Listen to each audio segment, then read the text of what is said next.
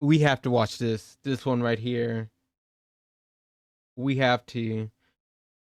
Clair Obscur Expedition 33 Wild 6-year development cycle. We have to. 2019 2025.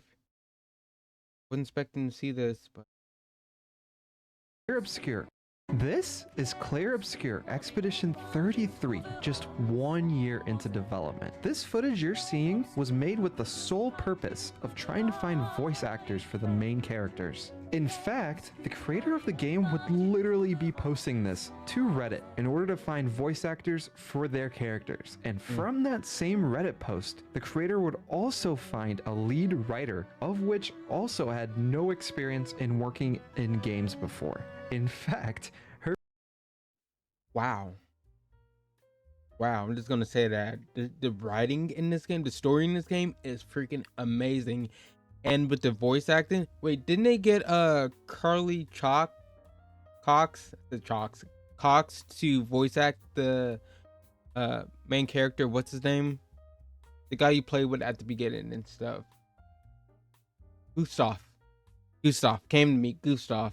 It's her crazy. previous role was an investor at a private equity company. To top it off, the composer for the game's soundtrack had never written a game soundtrack before, and he was brought on after the director of the game found him off of SoundCloud. And to put this into perspective, most AAA games like Fortnite or Call of Duty are backed by hundreds of developers across dozens of different departments. So this begs the question, how did a team that's smaller than the Call of Duty microtransaction department craft the most visually incredible and more than 3,000 people are working on Call of Duty.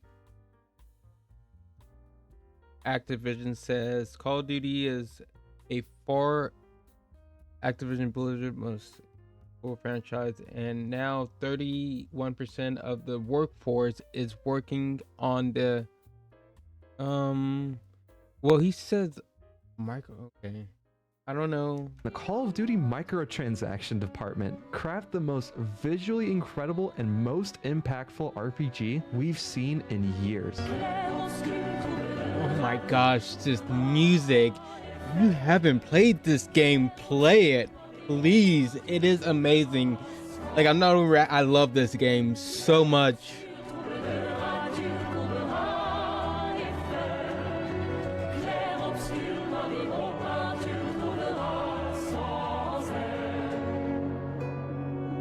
Expedition 33's journey began in late 2020, but the first concepts actually started 4 years before that. Guillaume Broche, who was the founder of Sandbox Interactive and the director of Expedition 33, was at Ubisoft for roughly 4 years.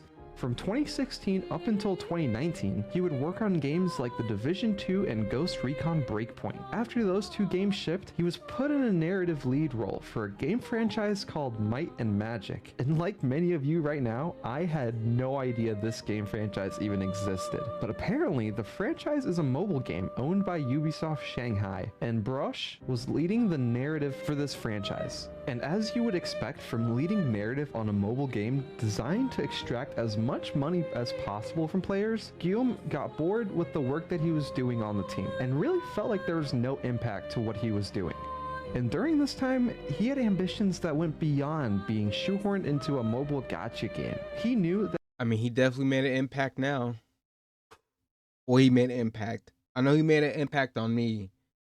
Let me know in the comments if he made an impact on you with this game. that a game like Expedition 33 would never be greenlit by Ubisoft, so he quit his job in order to pursue his ambition. Alongside him, Tom Guillerme had the same ambitions as the director, so he would also leave Ubisoft and join the infant team. With the director writing up the narrative and Tom, who had expertise on how Unreal Engine worked, the small grassroots team would begin by exploring Unreal Engine 4.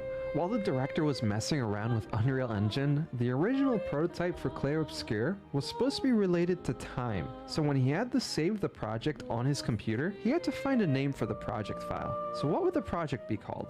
Well, The game's related to time, so maybe Hourglass. Well, Sans Fall in an Hourglass. Okay, Sans Fall is the working name of the game, and from that point on, the game's internal working name would be Sandfall, even to this date. With Tom at the helm as co-founder and CTO, and Guillaume as CEO and also a co-founder. They would embark on their expedition to create a brand new world by themselves.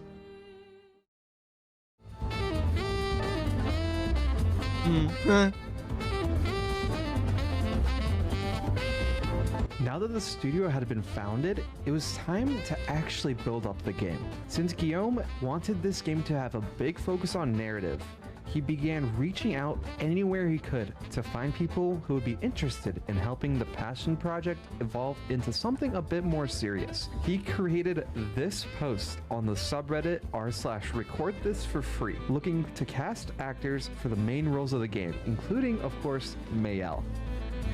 One of the many people who auditioned from this Reddit post was Jennifer Schvedberg-Yen. She got one of the leading roles as an actor. However, once she joined the team, it was pretty clear that her impact would be most noticed in a writer position, so she became a lead writer on the game. Despite the growing teams, the co-founders and Jennifer Yen said that they wore many different hats during the game's production. Her involvement would span from story to gameplay to art and all over the project. At this point, the small team continued prototyping and development on the game, but the team started the hunt for a composer at the same time. The co-founders began their hunt for a composer by reaching out to the most popular composers in the industry, like Hans Zimmer, Johnny Paisano, Danny Elfman, and... just kidding. He began his search on SoundCloud. That's where he found Lorien Testart. And at this point, Lorien had never worked on a game before, but caught the attention of the co-founders based off the work he's done on his SoundCloud. I am not making this up. The composer of Expedition 33, one of the best soundtracks I've ever heard in a video game, had never worked on a video game soundtrack. You're totally right. This soundtrack is freaking amazing. Like, the talent out there, if people just look and just give a chance, is freaking wild. Like, just give people a chance. Before. Oh, and actually, it wasn't SoundCloud. It was even crazier than that. One night, the director went on an obscure gaming forum with like 10 people on it, and he made a post asking if anybody would want to join his team as a composer. And out of sheer luck, Lorien Testard had also randomly found this forum for the first time, just an hour after the post was made. The hunt to expand the team wouldn't end just there. They would also find the studio's art director too. Nicolas Maxon Francombe would join the studio during the founders' hunt through online forums. The core development team of 6 developers would continue to work on the prototype for Expedition 33. Driven by a cohesive vision of what they wanted the game to be from the very beginning, the teams spent the majority of 2020 building out the studio first, and then towards the end of the year, the game itself. Everyone was on the same page here and had the same goals as each other: to make one of the best reimaginings of a classic JRPG that anybody will ever play.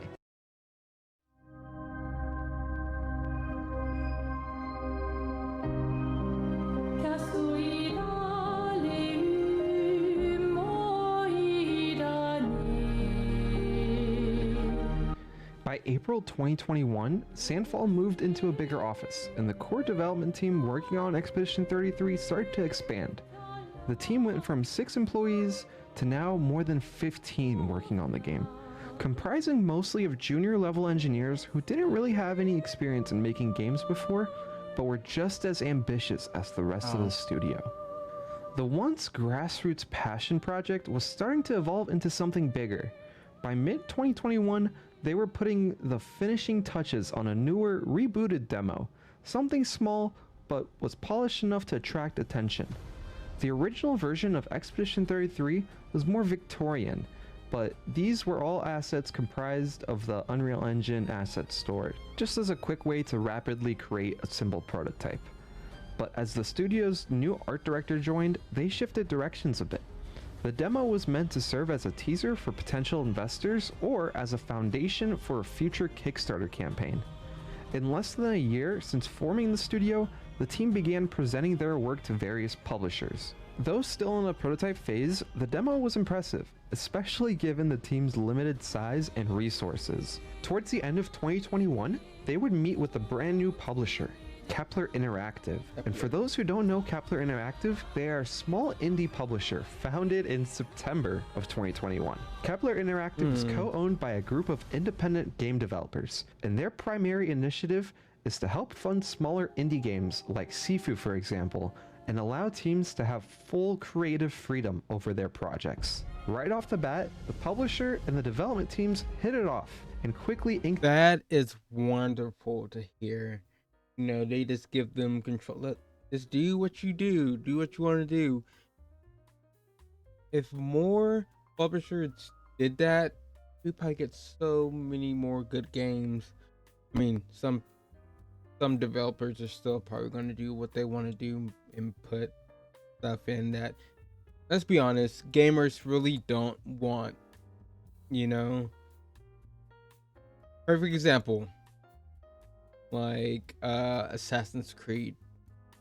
You know, yeah, everybody wanted a Assassin's Creed set in Japan, but they screwed that up.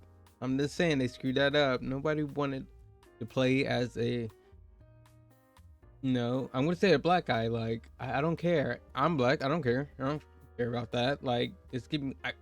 We're in Japan. I'm gonna play as a Japanese guy. Be perfectly fine. Or a woman. Yeah, we got a woman in there, but you know, the combat for her sucks ass.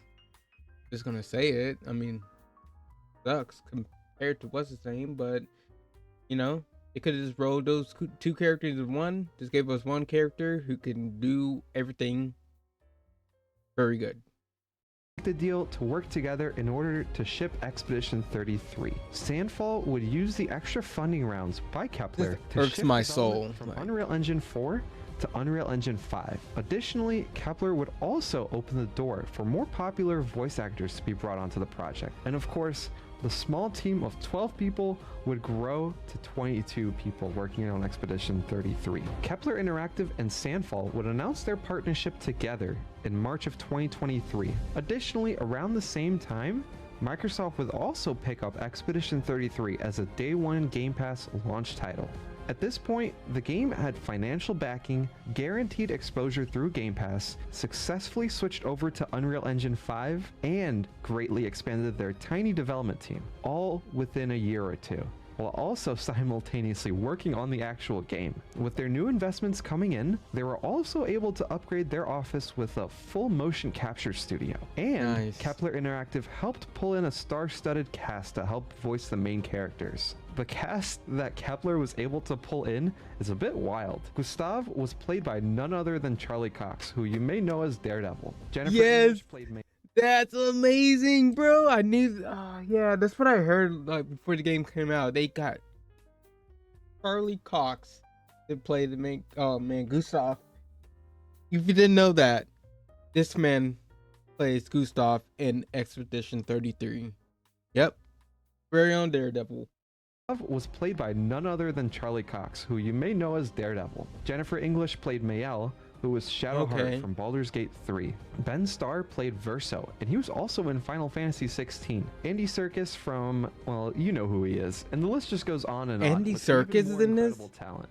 The game was becoming something much bigger than just a great game with excellent gameplay. It was also shaping up to become an incredible narrative experience that arguably could be up there with the best movies of all time. As a side note, on the movie side, Kepler Interactive was also able to secure a live-action film for the franchise too. It's too early to say how good that will be.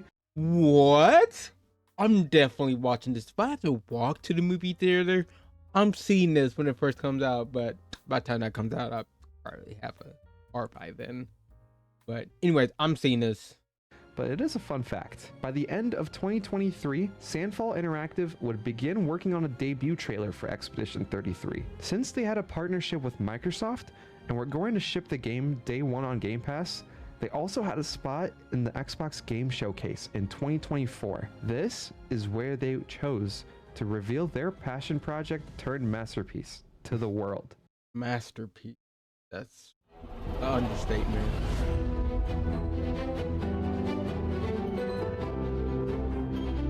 We're playing this after this. I don't care. We need to finish this game. I want to finish this game.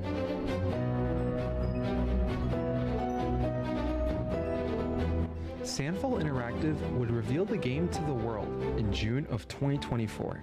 And right off the bat, everybody was enthralled by the world that Sandfall had introduced us to. Typically, when a game spends 6 years in development, we would consider it to be stuck in development hell, or a case of too many cooks in the kitchen. However, with Sandfall Interactive and Expedition 33, a 6-year development cycle is actually a pretty remarkable turnaround. I know it sounds a bit crazy to say, but just looking at all of the accomplishments the studio made within the development cycle really helps highlight this point.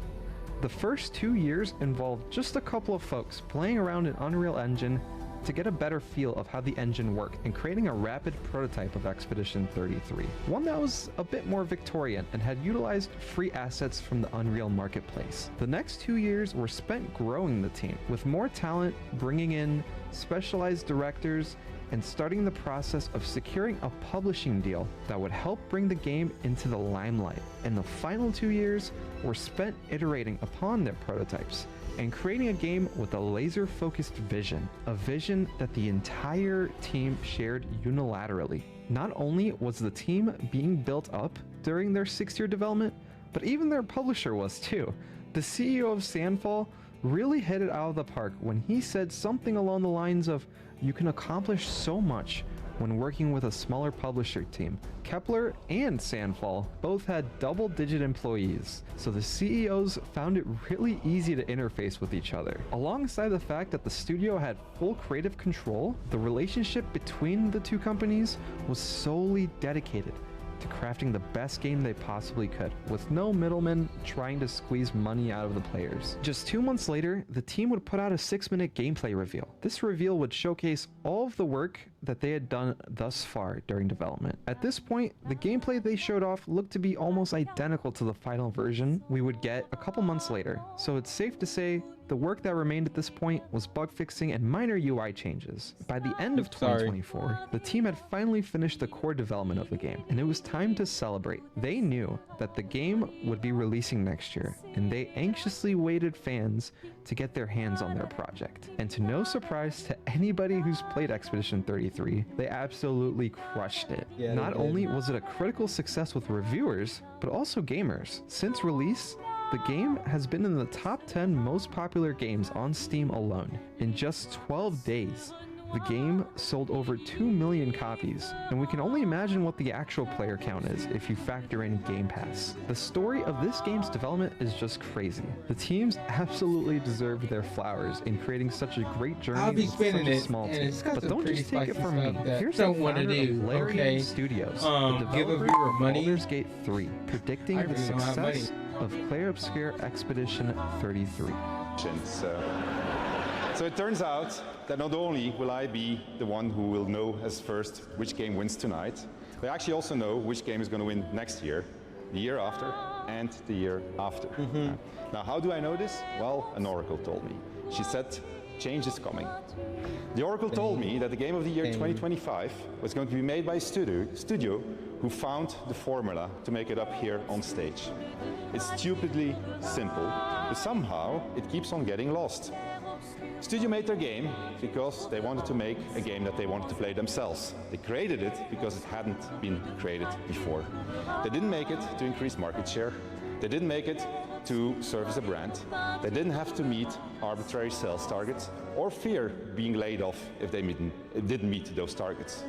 And furthermore, the people in charge forbade them from cramming the game with anything whose only purpose was to increase revenue and didn't serve the game design.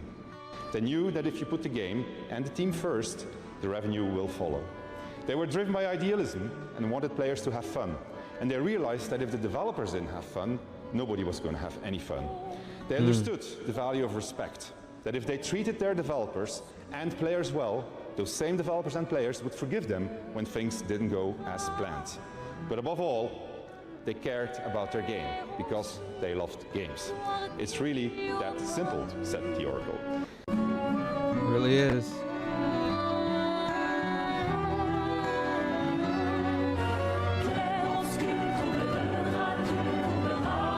Sounds so good.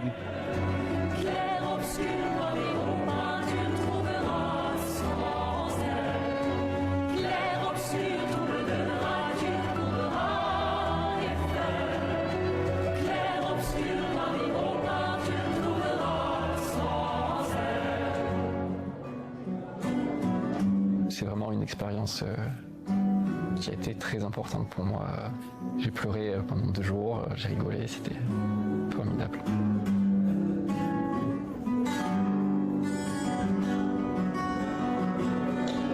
Amazing. What a good video. I appreciate this. Leave him a like. He's only got 16,000 subscribers. Give him a like. Give this video a like. I like him. I'm going to subscribe to him too. This was a good video. Game's so good.